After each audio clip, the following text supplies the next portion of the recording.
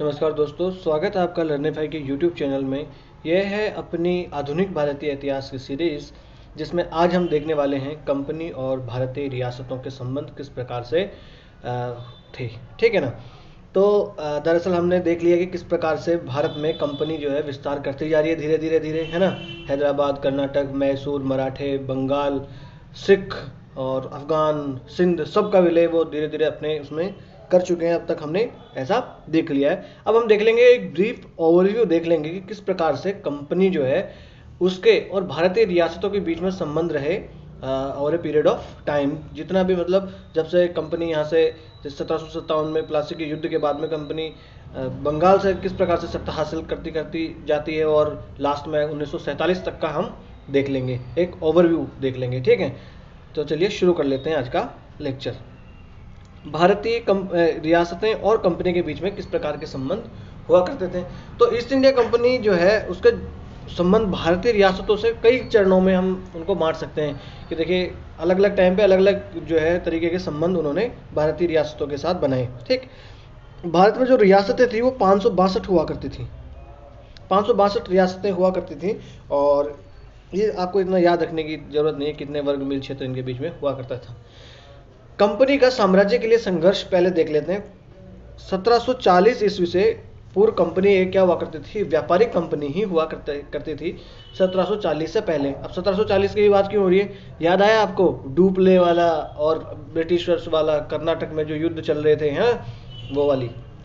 1740 में क्या होता है, डुप्ले होता है फ्रांसीसी गवर्नर। वो भारतीय रियासत जो होती है उनके जो भी राजनीतिक सत्ता होती है उनकी, जो उत्तराधिकार के युद्ध उनके होते हैं, उत्तराधिकार से संबंधित संघर्ष उनके होते हैं, उनमें हस्तक्षेप करना शुरू कर देता है।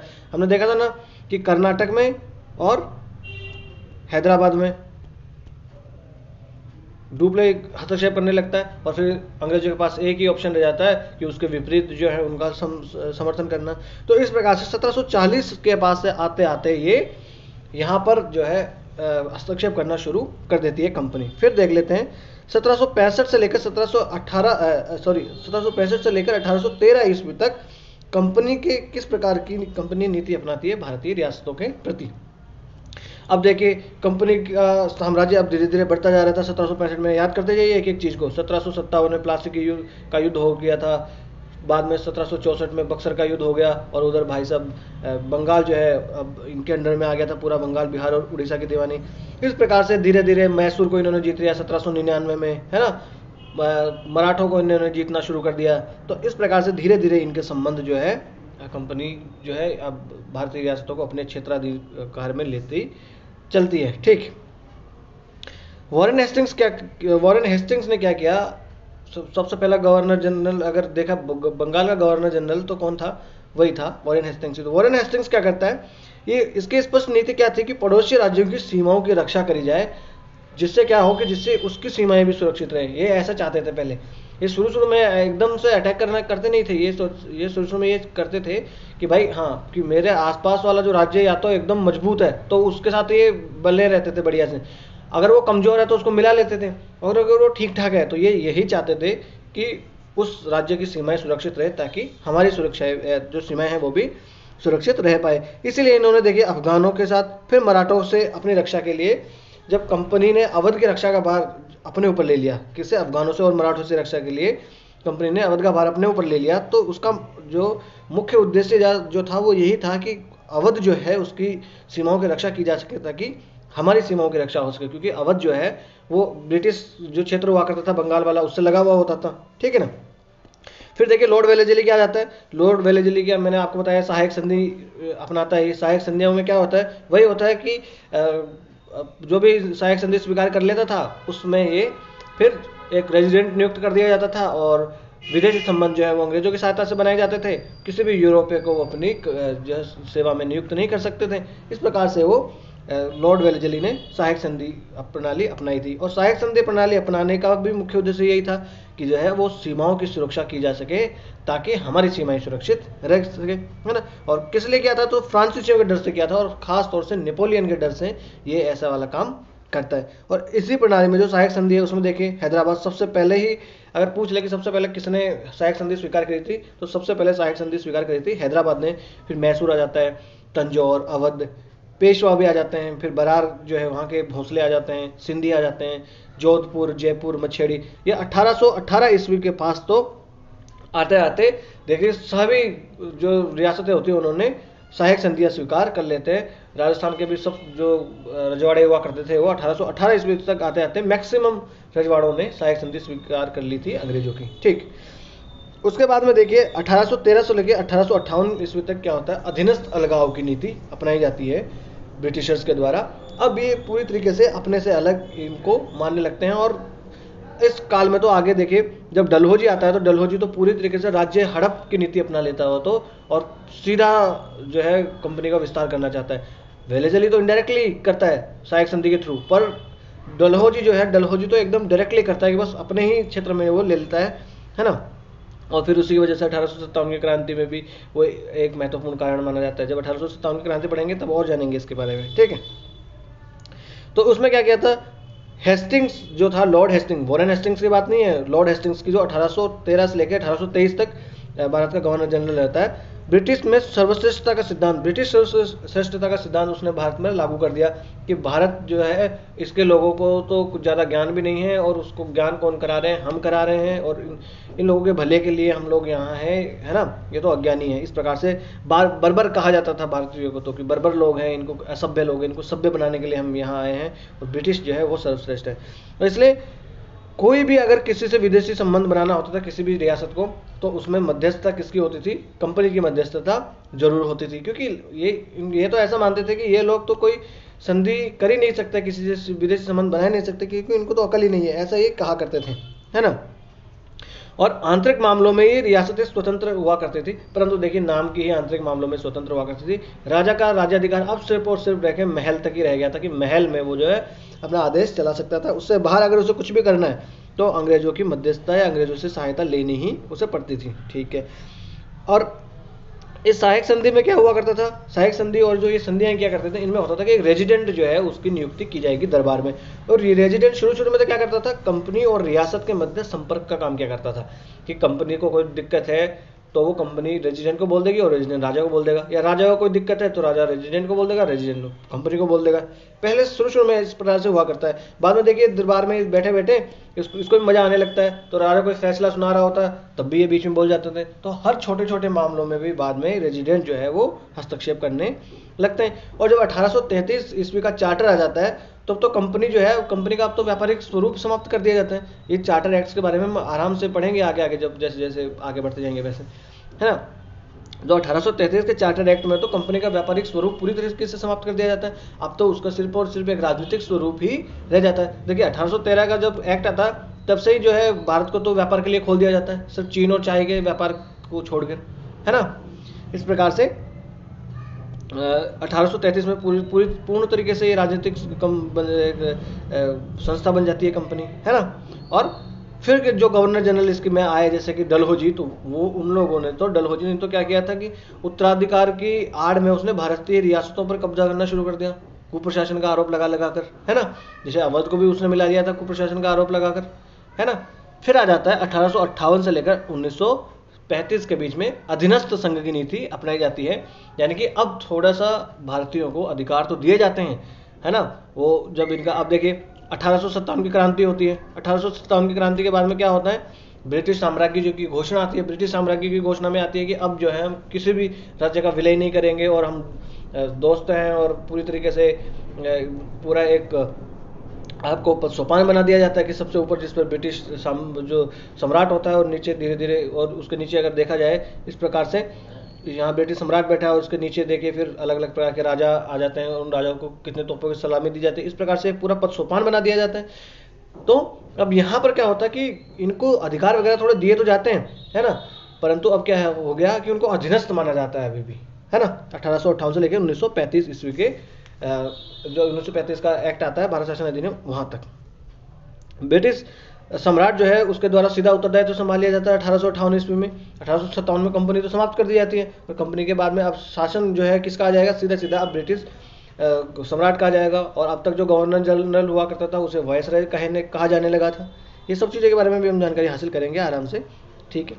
अब इसके बाद में भारत सरकार के और जो रियासत थी उनके मध्य संबंध जो है वो अब महत्वपूर्ण होते जा रहे थे धीरे धीरे। सम्राट ने बोल दिया था कि हम जो है कोई भी विलय की नीति जो है उस नीति का अब हम पालन नहीं करेंगे, अब हम जो है विस्तार नहीं करना चाहते हैं, हम जो है वो अब अधीनस्थ एक संघ के तौर पर काम करना चाहते हैं और बराबरी के संघ की मतलब आपको साथ लेकर चलना चाहते हैं राजाओं को, क्योंकि राजाओं ने बहुत हेल्प करी थी 1857 की क्रांति में इनकी। ठीक है, तो राजभक्ति का ही परिणाम थी जो 1857 की क्रांति के समय अंग्रेजों के साथ राजाओं ने दिखाई थी। भारत में बहुत सारे ऐसे राजा थे जिन्होंने तो अंग्रेजों का साथ दिया था, यहाँ तक कि अपनी सेना तक भेजी थी 1857 की क्रांति को दबाने के लिए, है ना। तो इस प्रकार से उन लोगों को फिर अपने तोहफे के तौर पर 1858 में ब्रिटिश सम्राट के द्वारा ये सब एक घोषणा की जाती है। ठीक है, फिर देखिए अभी घोषणा तो कर दी जाती है, मगर इसका अर्थ ये नहीं कि अगर कोई राजा जो है उसके बावजूद भी अगर वो कार्य इनके अनुसार नहीं करेगा तो उसे दंड नहीं दिया जाएगा, उसे उतार दिया जाता था गद्दी से। बाकायदा जो बड़ौदा के गायकवाड़ है तो बड़ौदा के गायकवाड़ों को तो इन्होंने सत्ता से उतार दिया था और अपने राज्य में मिला लिया था, ऐसी कोई बात नहीं है। फिर भी ये हस्तक्षेप तो करते ही रहते थे आंतरिक प्रशासन में भी कि भैया आप ऐसी नीति अपनाओ, शिक्षा से संबंधित आप नीतियाँ अपनाओ, है ना, डेवलपमेंट आप लेके आओ, पानी सड़क वगैरह इसका निर्माण करवाओ, ये सब नीतियों का तो जो है ये उनको डिक्टेट करते ही रहते थे। ठीक है, फिर आ जाते हैं यहाँ पर बराबर की संघ की नीति के तहत। तो 1935 से लेकर 1947 तक अब बराबर की संघ की नीति अपनाने के लिए अंग्रेज बाध्य हो जाते हैं।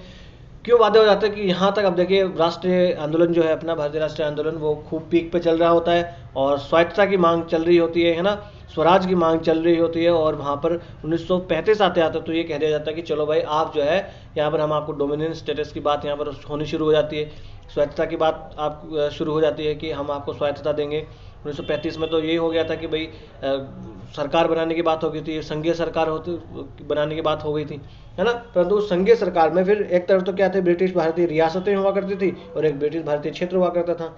और वो जो संघ जो है वो कब आ सकता था, अपने जब वो संघ जो है कब बन सकता था ठीक से, वो संघ तभी बन सकता था जब भारतीय रियासतें और भारतीय जो ब्रिटिश भारतीय क्षेत्र है वो दोनों उसमें सम्मिलित हो जाए। और भारतीय रियासतों को तो मंजूर नहीं था, राजा क्यों अपने शक्ति छोड़ना चाहेगा, इसलिए उन लोगों ने उस भारतीय संघ में शामिल होने से मना कर दिया। इसलिए कभी 1935 का जो भारतीय संघ बनाया जाना था वो अस्तित्व में नहीं आया। इनके बारे में और डीप में हम आसानी जो है वो हम डिस्कस करेंगे। अभी तो एक ओवरव्यू आपको मिल जाए कि हाँ भविष्य में क्या क्या हुआ है, ये पहले से लेकर अंग्रेजों की नीति किस प्रकार की रही है ना, ताकि जब मैं आपका आगे पढ़ाऊँ तो आपको याद रहेगी हाँ पहले इस प्रकार की नीति थी, फिर अधीनस्थ संघ की नीति थी, अब देखिए बराबर के संघ की नीति आ जाती है ना। इस प्रकार से भारत शासन 1935 अधिनियम में जो भारतीय संघीय विधानसभा थी उसमें देशी रियासतों को 375 में से 125 स्थान दिए गए थे, है ना। और जो विधान परिषद हुआ करता था उसमें तो 260 में से 104 स्थान दिए गए थे, अच्छे खासे स्थान इनको दिए गए थे, है ना। परंतु ये जो है फिर अस्तित्व में आता ही नहीं है क्योंकि भारतीय रियासतें इसमें शामिल होने से मना कर देती हैं, है ना। और फिर 1937 के चुनाव होते हैं और 1937 के चुनाव में कांग्रेस को प्रचंड बहुमत मिलता है और प्रचंड बहुमत मिलने के बाद में राज्यों में ये सरकारें बनाते हैं अपनी अपनी और राज्यों में पूर्ण उत्तरदायी सरकारों का निर्माण हो जाता है 1937 के चुनाव में। तो फिर 1939 का टाइम आता है और 1939 में युद्ध शुरू हो जाता है और अंग्रेज जो है बिना भारत के लोगों से, भारत के नेताओं से उन्होंने डिस्कस करे प्रथम विश्व युद्ध जो है द्वितीय विश्व युद्ध में भारत को उतार देते हैं। इसलिए नाराज होकर फिर जो है त्यागपत्र दे दिया जाता है। ठीक है, अब 1935 वाला भी हो गया, बराबर के संघ की नीति भी होगी। अब 1947 वाला का टाइम आ जाता है, यहाँ पर रियासतों का एकीकरण करने वाला और विलय करने वाला समय आ जाता है ना। उसमें देखिए रियासतों के एकीकरण करने में और भारत की में जो रियासतें हैं उनको विलय करने के लिए देखिए 1942 में क्रिप्स मिशन आता है, फिर वेवल योजना आती है, फिर कैबिनेट मिशन आता है और इस कैबिनेट मिशन के अकॉर्डिंग ही तो संसद का गठन होता है और संविधान सभा जो बनती है इसी के अकॉर्डिंग बनती है। फिर 1947 ईस्वी में क्लेमेंट एटली जो होते हैं प्रधानमंत्री ब्रिटेन के, वो उनकी घोषणा आ जाती है ना। और फिर लॉर्ड माउंटबेटन की घोषणा आ जाती है जिन्होंने क्या कह दिया था, उन्होंने कह दिया था कि भारत और पाकिस्तान नाम के दो देश होंगे और जो भी रियासतें हैं इन देशों में शामिल हो सकती है और साथ ही साथ वो स्वतंत्र रहना चाहे तो स्वतंत्र भी रह सकती है। ठीक है, इस प्रकार से हम देखेंगे आगे फिर कि किस प्रकार से जो है पाकिस्तान और भारत नाम के दो देशों का निर्माण हो जाता है और फिर सरदार पटेल को रियासती विभाग का प्रमुख बना दिया जाता है। और इस प्रकार से सरदार पटेल जो है खूब महत्वपूर्ण भूमिका निभाते हैं बहुत सारी रियासतों को भारत में मिलाने के लिए, है ना। इसी प्रकार से यहाँ पर रियासतों का एकीकरण और विलय का काम चलता रहता है। बाद में रियासतों के पुनर्गठन का आ जाता है। अब भाई भारत में जो है 552 रियासतें जो है उनको सम्मिलित तो कर लिया गया, 552 रियासतों को भारत में सम्मिलित कर लिया गया, है ना, सरदार पटेल के महत्वपूर्ण योगदान से। और उसके बाद में देखिए अब इनका आंतरिक पुनर्गठन भी होना शुरू हो जाता है। अब क्या था कि बहुत सारे अब रियासतें थी, छोटे छोटे बने हुए थे रजवाड़े रजवाड़े। अब तो कौन से रजवाड़े को कौन से ब्रिटिश क्षेत्र में मिलाया जाए, कौन से उसको राज्य में मिलाया जाए, ये वाली बात जब हुई तो उसके अंदर देखिए फिर भाषा के आधार पर राज्यों के पुनर्गठन की मांग उठने लगती है ना।